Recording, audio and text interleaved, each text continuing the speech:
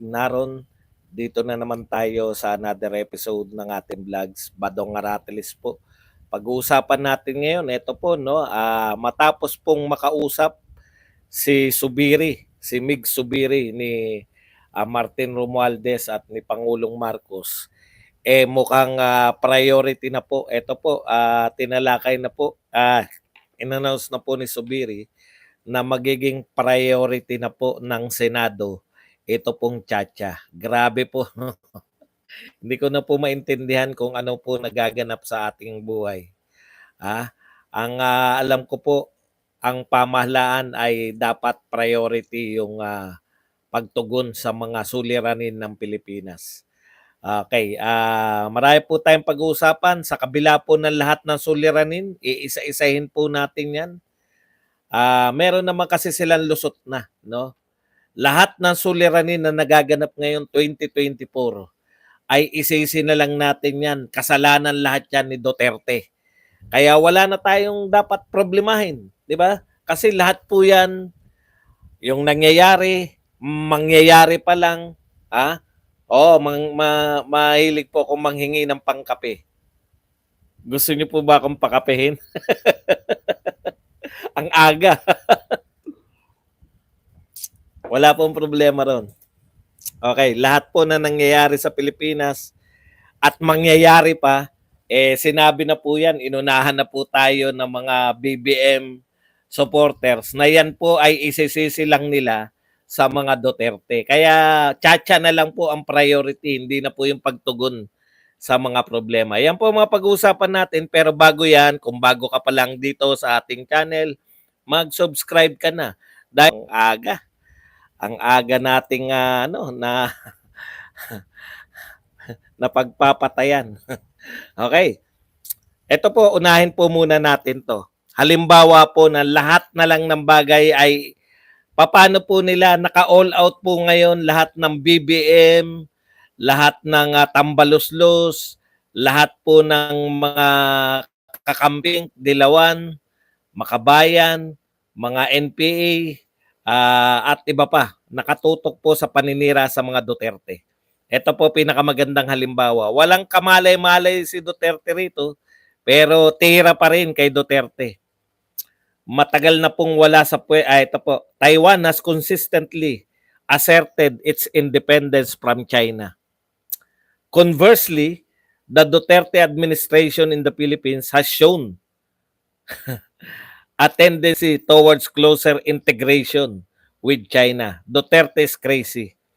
Tignan niyo po, Duterte administration pa rin. Matagal na pong walang Duterte administration. Yung tinatalakay yung Taiwan, ngayon po naganap yung presidential election. Matagal na pong walang Duterte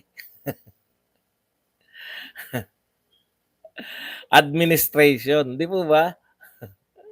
2022 po, tapos na po ang Duterte administration. Ano pong kinalaman? No? Maganda po naging resulta ng pakikipagkaibigan ni Pangulong Duterte sa China noon. Lahat po yan, walang umangal nung panahon ni Duterte, nakipagkaibigan tayo sa China, wala po kayong angal lahat. Yung friends to all, enemies to none, pakikipagkaibigan natin sa lahat, wala po kayong angal. Ang ganda po na nangyari kay Duterte ngayon. No? Para siraan lang po ang panunungkulan ni Pangulong Duterte. Gagawin nyo lahat. Ipagmalaki nyo na lang po kung anong ginagawa ni PBBM. Huwag na po kayong manira. Dilaw na dilaw po yan eh. Pati po ba yung mga PR ninyo, dilawan na rin? Tandaan po ninyo, yung pamilyang Marcos, dekada pong siniraan ng mga dilawan. Tataka nga ako sa inyo nung napwesto kayo. Daig nyo pa yung dilawan. Okay. Punta na po tayo rito. Ito po ang pangunahing balita ngayon, no? Ito po ang pahayag ni Mig Subiri. Magiging prioridad aniya ng Senado ang charter change. Partikular na ang pag-emyenda sa economic provision ng konstitusyon. Ayon kay Senate President Juan Miguel Subiri. Ito po ay ayuda, pirma Dahil pinangakuan ng ayuda, perma dahil sa 100, perma dahil sa binayaran. Pero ano po isasagot ng Senado? Priority na rin nila kasi nakausap na sila ni Martin. Hindi ko po alam kung gaano po kakapangyarihan si Martin, no, dito sa mga tao na to. Teka lang ha. Hindi ko alam kung ano nangyari rito. Ire-refresh ko lang din tong ano sa Facebook natin. Okay. Na-refresh na ba? Buhay pa ba yung Facebook? Bakit ba wala na nangyari dito sa Facebook? Hindi na gumagalaw.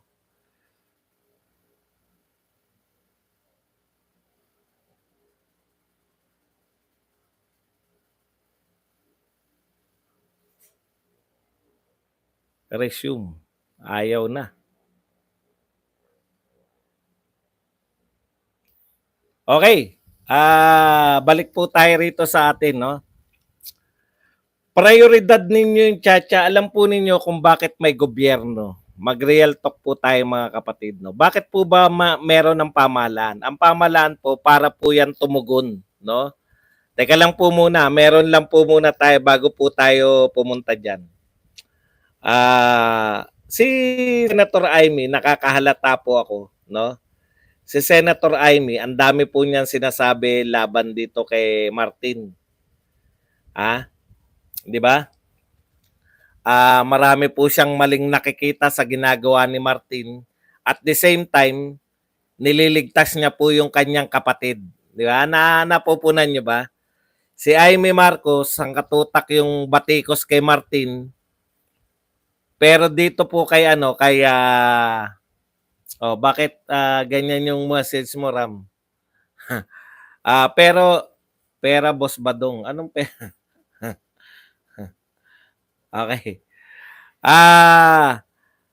Pero ito pong kanyang kapatid, laging parang ang feeling niya no, yung hindi niya binabanatan, 'di ba? Talaga namang totoo naman 'yon na kaya na ang nahalata ko rito, siyempre, hindi po pwedeng na matalino po si Senator Amy. In fact, sa tingin ko siya pa yung pinakamatalino sa mga Marcos ngayon, no? Nakikita ko 'tong ginagawa ni Amy Marcos. Kapatid niya si Bongbong, hindi siya maano niyan. Kahit na anong mangyari, pinsan niya si Martin Romualdez, no? Magpinsan po sila. Kaya niya po kung tutuusin talaga, no? Kung ang nakikita po nating problema ay si Martin, sa talino po ni Senator Amy Marcos, kaya niya po pagsabihan, pati yung kanyang kapatid, wala na. Napanood ko yung dalawang made in Malacanang Talagang siya yung 'di ba? Siya talaga yung pinakautak na. Ako nga sa tingin ko nga siya nga talaga yung kaya ito si Martin, wala po 'to Kumbaga kring-kring, 'di ba? Yung poging Romualdez, yun po yung sikat na Romualdez Hindi po to si Martin Wala talaga to sa Ibig sabihin, bilang pinakaate, kung tutusin kaya niyang pa-stopin 'Di ba? Kaya niyang ipa-stop to si Romualdez. Yung mga ginagawa niya, kaya niya kausapin, mag-usap nga tayo pinsan. Alam mo pinsan, hindi hindi pabor to sa pinsan mong pangulo ng Pilipinas yung Alam niyo yun? Pero hindi. Okay lang. Tapos kakampi siya sa mga Duterte.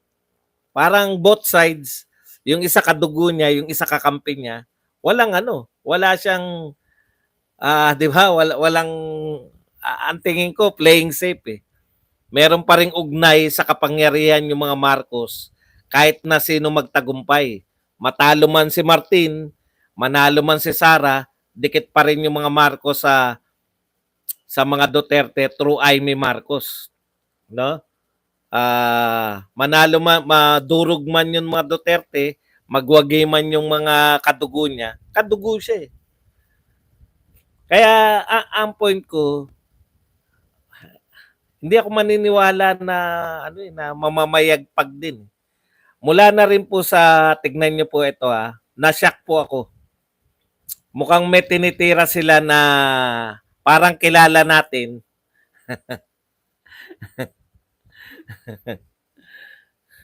Aba, nawala rito yung Ito po sinabi niya, siguro may tumutulak, may umuudyok kay Martin Romualdez para maging presidente, no? Siguro ay may umuudyok, biglang nagkakaganito na, nagugulat naman ako. Alam ko napikon sa akin nung ilang buwan makalipas. Mabait naman yan si Martin sa akin, kaya okay lang, hindi naman personal. Sabi nila, blood is thicker than water. Ganun naman, the country is more important than family, di ba? Ganun lang talaga yun. Walang mga kamag-anak. Pero may sinabi po siya tungkol kay Martin, nagulat daw siya bakit nagbago na. Kaugnay nito, hindi sinama ng May binanggit si Senator Marcos na sinabi niya na si Martin, nagtaka ko bakit nagbago eh. Malamang may nag-udyok dyan na tumakbong presidente kasi noon daw, ang pagkakakilala nila kay Martin, pabanjing-banjing lang. Alam niyo yung terminong pabanjing-banjing? Parang easy go lucky lang.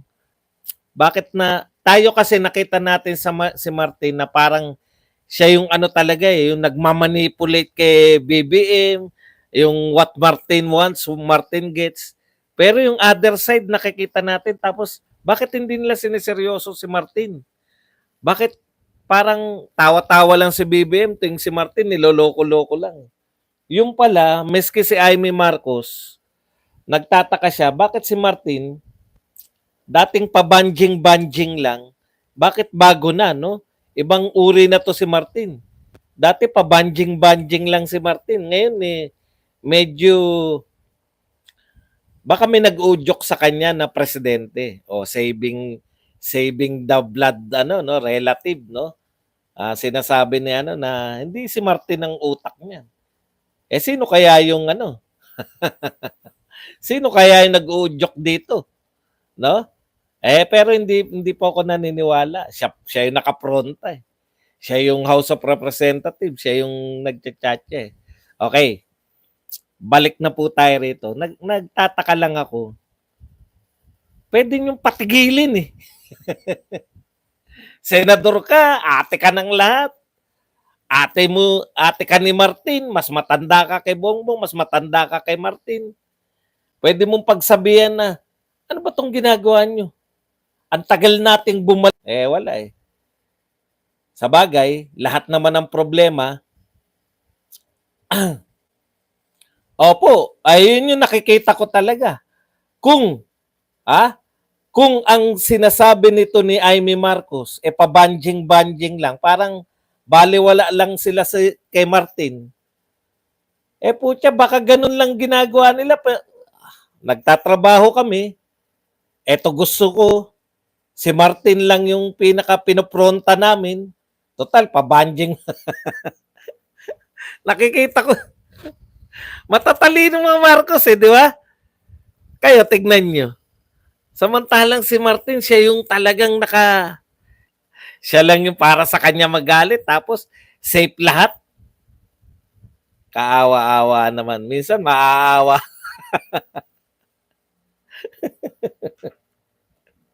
Anyways, nariyan na yan. Hindi po natin sila iniintriga. Wala akong pakialam dyan. Sa pamilya na yan, wala na akong pakialam. Hindi ko po sila iniintriga. Si Senator Amy po galing lahat yan. Nagko-quote lang po kami ngayon. Mahirap na pong ng mga source ngayon. Ang source ko po dyan, si Senator Amy Marcos. Marcos yun. Pahuli nyo. Okay, punta na po tayo. Alam nyo, eto mag-real talkan lang po tayo. Eto po, marami tayong problemang kinakaharap ngayon, no? Mataas pa rin po ang presyo ng bigas, hindi po bumababa. Naawa po ako sa Benguet. Ang mura po, nasa Baguio ako nung nakaraan eh. Kaya lang wala na akong kamay. May pasalubong na akong mga strawberry. Visit.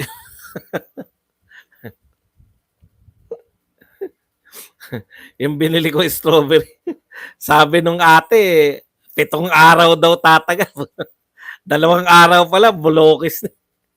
Loko rin tong ate na nagtinda sa akin. Eh. Sabihin nyo, kainin kagad kasi 2 araw lang yan. Hindi, wala naman po akong problema sa lasa. Masarap eh, dahil bagong pitas eh. Yung tagal ng hinaya, maramdaman mo na mura, di ba? Para maramdaman mo mura, kinakailangan marami kang bilhin. Pero pag marami ka naman bilhin, baka yung ipinambili mo ng murang gulay, pambayad mo lang sa porter sa Victory Liner, mapipilitan ka ng isasakay mo na sa karga eh. Yung 200, isang bit-bit, marami ng laman. Sabi ko, wala na akong kamay. Iyon po yung problema eh. No? Kaya lang nangihinayang ako kasi napanood ko, halos benta na ng palog yung mga gulay nila. Wala ba tayo talaga magagawang paraan na yung gulay sa Benguet madala sa kamay nilaan, no? Wala ba talaga tayong magagawang paraan na yung imported daw yung nakakalat ngayon sa kamay nila, yung mga gulay sa Benguet, kaya murang-mura. Kawawa naman yung mga nagtatanim ng gulay, murang-mura na. Hindi pa nakakarating sa mga mamamayan nangangailangan ng murang gulay. Anyways, yan po, isang problema. Matutugunan ba yan ng Chacha? Subiri, President Marcos at saka Martin. Kayo ang tatlo sa pinakamatataas. Hindi natin sasama si BP Sara. Wasay siya riyan. Matutugunan po ba yan ng ating pagchachacha? Okay. Nakambinbin po yung public trans po natin, yung PUB problems po natin, yung problema po ng mga jeepney drivers. Hindi nyo po pwedeng sabihin na matitigas lang ulo ng mga yan. Hindi nyo po pwedeng sabihin na mahilig talaga mag-rally yan. Mga totoong tao po yan. Mga totoong tao po yan na dapat pong tinutugunan yung problema. Ano po yan? Okay na sa inyo? Nag-conduct kayo ng hearing? Pinalabas ninyo na problema ng Duterte yan? Ganito lang po, no? Kung sa tingin po ninyo, sawan-sawa na ako niyan sa paninisi nyo sa mga Duterte. 6 na taon, nabitin po kami sa panunungkulan ni Pangulong Duterte. Kung may sumulpot na problema ng 2024, no? Kung meron sumulpot na 2024 problem, solusyonan yan ng Pangulo ng 2024. Pwede po ba yun? Ang sinasabi ninyo, problema natin ngayon 2024, ang may kasalanan yung yung presidente ng 2016 to 2022. Papayag ba kayong solusyonan yan ng presidente ng 2016 to 2022? Pwede naman. Nakakarindi na po yung mga supporters ninyo para hindi lang kayo magmukhang hindi nakakatugon. Paano nyo matutugunan? Tignan nyo priority nyo. Chacha.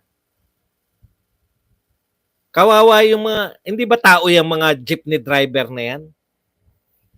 Solusyonan nyo.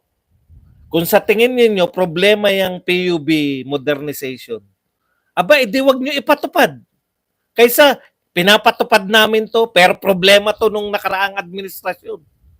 Napakasimple. Problema pala, wag natin ipatupad yan. Gawa ulit tayo ng to problema. Pag doon kayo umangal sa dati.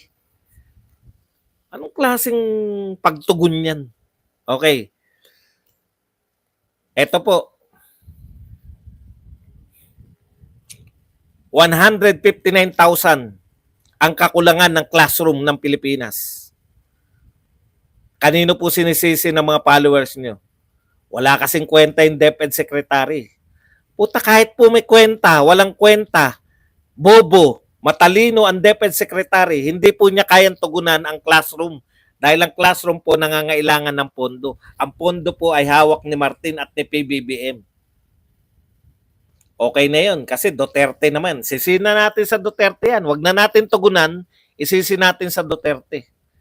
Masasagot ba ng Chacha yan? Chacha priority nyo eh. 159,000 classroom dyan sa 1.1 million. Nakwenta ko na. 1.1 million. Naku, nasa na yung kwenta ko?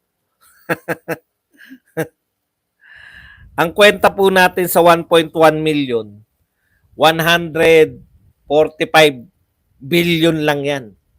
Or something like that. 145 billion lang ang kailangan. Billion lang ang kailangan. Wala na tayong shortage. Priority, Chacha eh. Kaya priority, ayuda eh. Ayuda, sabi ni Jam Morales, Jam Magno. Sabi ni Jam Magno, ayuda ginagamit sa panchacha, pero hindi yan vote buying. Incentive yan. Incentive yung ayudang binigay sa iyo sa para pumirma ka sa chacha, pero wag mong tawaging vote buying kung di incentive. Okay na yun. Okay na yun. Lusot na kayo dahil incentive ang tawag. Utot nyo. Okay. Pero chacha ang problema eh. Bakit natin problemahin yan? Paparating po ang El Nino. Aba, sagot namin dyan, chacha. Ang priority namin, chacha. El Nino, El Nino. Pag nagkaaberyan, kanino namin sisisi? Correct. Sa dating administrasyon. Hindi kasi naghanda yung dating administrasyon. Wala na ipatayo na ang dating administrasyon. Palpak pala yung build na yan. Hindi tumugon yan sa Chacha, ay hindi tumugon yan sa El Nino ngayon 2024. Palpak talaga yung presidente noong nakaraan. Nag-build. Palpak yan si Villar. Palpak yan. War on drugs. Palpak yung build. Palpak lahat ng ginawa niya. Pro-China kasi. Tutuloy nyo. Hindi namin matuloy. Palpak na lang. Si Villar, hindi niya nasolusyonan yung traffic.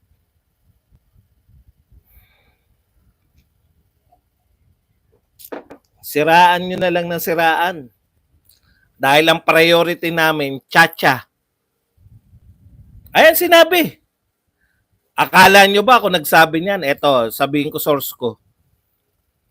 Mahirap na po hindi nagsabi ng source. Just in. News 5 Digital. News 5 po to. Magiging prioridad aniya ng Senado ang charter change. Hindi po yung pagtugon sa nakaambang El Nino, isisi na lang sa Duterte yan. Hindi nila pinaghandaan yung El Nino sa 2024 eh. Kaya isisi natin yan. May utang yan. Nag-ano ng utang yan. Nag-iwan ng utang. Isisi natin sa kanya lahat ng bagay. Classroom problema. DepEd Secretary Duterte. Isisi. Bukod sa mahal ng presyo ng bigas, ano po ang mahal pa? Tataas na naman ang presyo ng langis. Aba, isisi natin sa gobyerno. Pro-China yung dating gobyerno eh. Isisi natin yan. Di uling ang internet ko eh. Siyempre, isisi natin yan sa dating gobyerno. Ha? Pagtaas ng presyo ng bigas, langis, tataas na naman. Isisi natin yan sa dating gobyerno. Basta priority namin, chacha. Nagkalintik-lintik ng buhay natin. Okay. Galit ang mga OFW dahil tataasan po ang PhilHealth. Aba, hindi sa amin yung PhilHealth na yan. Dati na may PhilHealth, si Duterte may kasalanan yan. Pro-China kasi yun, kaya kayo may problema ngayon. Pro-China kayo, di ba? Yan. Basta priority namin, chacha. Sasabihin.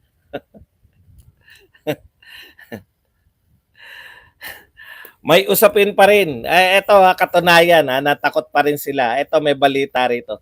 Access of retired AFP, PNP officers, retired. Yung mga retirado na, to camps reportedly restricted amid the stab rumors. May rumors pa rin po at pinagbabawalan na sila yung mga yung mga retired AFP and PNP. Baka sabihin nyo, akin to, ang source natin, politico.com.ph. Ibig sabihin mga kapatid, no? Meron pa rin ito kasi pinagbabawa. Ito nakakatawa, no? Kung gusto pong kausapin ng mga retired AFP official, at PNP official. Alam nyo, ang hirap po nun sa dati mong pinasukan, matagal ka naglingkod, marami kang kaibigan dyan, gusto mong dumalaw, i-restrict na? Kawawa naman, no? Ayoko naman ng ganun. Dati retired na ako pero gusto kong pumunta sa Camp Crame. Dahil pagbibintangan kami, yun kasi iniisip baka kumakausap kami ng mga officers. Alam po ninyo, may cellphone na ngayon. pwede, pwede naman po yung cellphone ngayon, di ba? Ay, hindi, wag niyo pong isisi yan, yung pagbalik uli ng mga droga ngayon.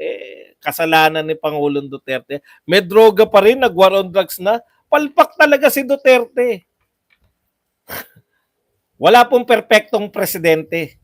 Tama po kayo, pero mas maganda po na kung may problema, nakikita natin yung presidente na tinutugunan yung problema kaysa tiyatya.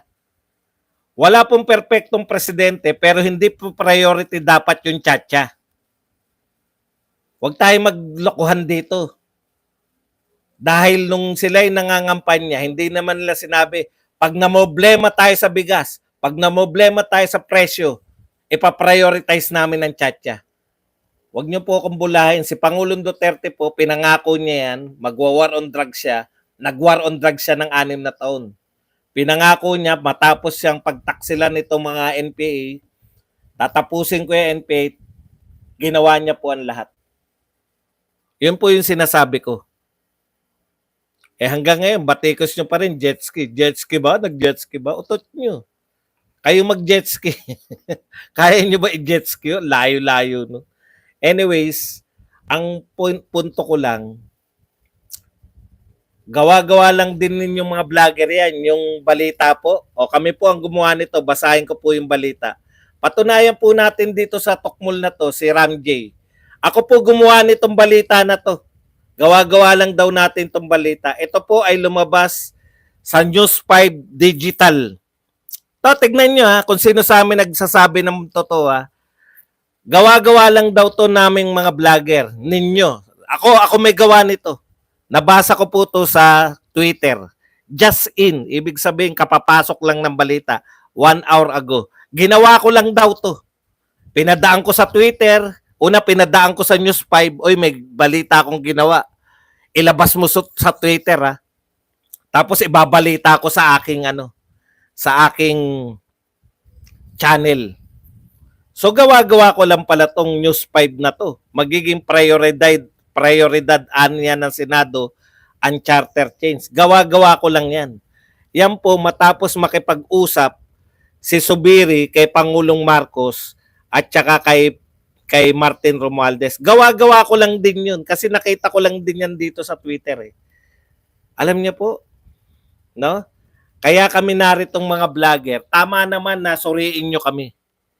Pero pag nagbibigay kami ng aming mga sources, alamin nyo naman kung tama yung source namin. TV5 yung sinasabi kong source ko eh. Sasabihin mo, gawa-gawa ko lang. Nakman tinapay naman, oh. Wala bang bago dyan? Wala bang matino-tinong kausap dyan? Gawa ko lang yan. May Dubai. Wala pong 20 pesos na bigas na murang-mura. Gawa lang namin yan.